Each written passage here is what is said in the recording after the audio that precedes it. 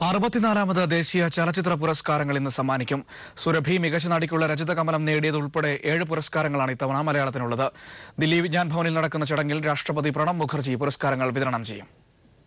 സംവിധായകൻ പ്രിയദർശൻ അധ്യക്ഷനായ ജൂറി തിരഞ്ഞെടുത്ത പുരസ്കാര ജേതാക്കളാണ് രാഷ്ട്രപതി പ്രണബ് മുഖർജിയിൽ നിന്നും ഇന്ന് അവാർഡുകൾ സ്വീകരിക്കുന്നത്. അവാർഡ് ലഭിച്ചതോടെ ഉത്തരവാദിത്വം കൂടിയതായി മിന്ന മിനുങ്ങ് എന്ന ചിത്രത്തിലെ അഭിനയത്തിന് മികച്ച നടിയായി തിരഞ്ഞെടുക്കപ്പെട്ട സുരഭി ദില്ലിയിൽ പറഞ്ഞു. പക്ഷെ ഇതെന്നെ കൂടുതൽ ഉത്തരവാദിത്തമുള്ള ഒരാളാക്കി മാറ്റുകയാണ് ചെയ്യുന്നത്. കാരണം ഞാൻ അത്ര ദൂരം സഞ്ചരിച്ചിട്ടില്ല. ആദ്യമായിട്ട് ചെയ്തിട്ട് ഫുള്ളായിട്ട് ചെയ്തിട്ടുള്ള ഒരു സിനിമ ഇതാണ്. അപ്പം ഇനി എനിക്ക് ആളുകളുടെ ഇടയിൽ പ്രൂവ് ചെയ്യണം. ജനങ്ങൾ മഹേഷിന്റെ പ്രതികാരം എന്ന ചിത്രം ഇഷ്ടപ്പെട്ടതാണ് ഏറ്റവും വലിയ അംഗീകാരമെന്ന് അവാർഡ് സ്വീകരിക്കാനായി ദില്ലിയിലെത്തിയ സംവിധായകൻ ദിലീഷ് പോത്തൻ പറഞ്ഞു.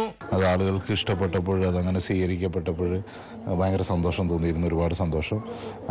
അതാണ് ലൈഫിലെ ഏറ്റവും വലിയ സന്തോഷമായിട്ട് തോന്നിയിട്ടുള്ളത്. മഹേഷിന്റെ പ്രതികാരത്തിന് തിരക്കഥയൊരുക്കിയ ശ്യാം പുഷ്കറും അവാർഡ് സ്വീകരിക്കുന്നതിന്റെ സന്തോഷത്തിലാണ്.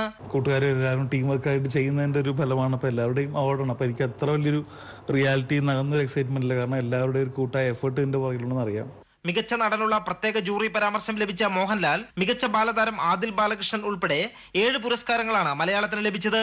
News bureau, Delhi.